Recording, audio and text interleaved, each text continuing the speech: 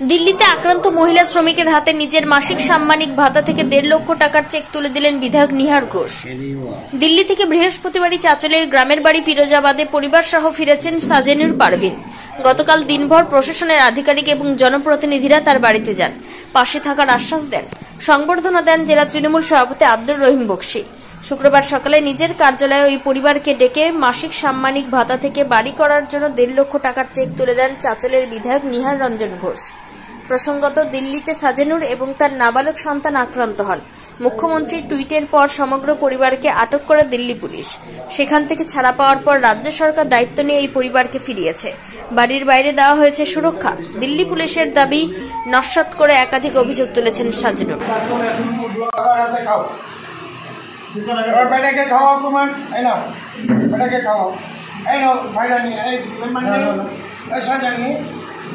সবাই নেই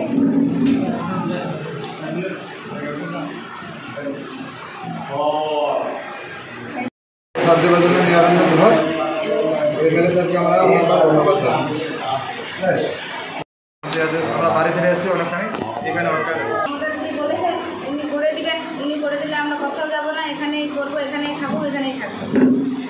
এখানে উনি আমাদেরকে ডেকেছিলেন একটা 1.5 লক্ষ চেক দেওয়ার জন্য।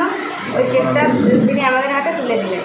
তার জন্য ওনাকে ডেকেছিলেন বাড়ি দেওয়ানোর জন্য, আমাদের বাড়ি ঘর নাই থাকার জন্য। তার জন্য ওনারা দেখে আমাদেরকে চেকটা আমাদের হাতে তুলে দিলেন। এখানেই যখন যিনি আজকে আমাদের বাংলার মুখ্যমন্ত্রী মমতা বন্দ্যোপাধ্যায় ওনাদেরকে এই অত্যাচারের হাত থেকে বাঁচিয়ে তাদেরকে আর তার নিজ বাসভবনের ব্যবস্থা ফিরানোর ব্যবস্থা করে দিয়েছেন। এবং আমি যতদূর জানি ওনাদের কর্মসংস্থানের ব্যবস্থাও কিন্তু আমাদের মাননীয় মুখ্যমন্ত্রী করে দেবেন। এই নিয়ে তাদের কোনো চিন্তারও ব্যাপার নেই এবং কোনো সমস্যা হবে বলে মনে হয় না।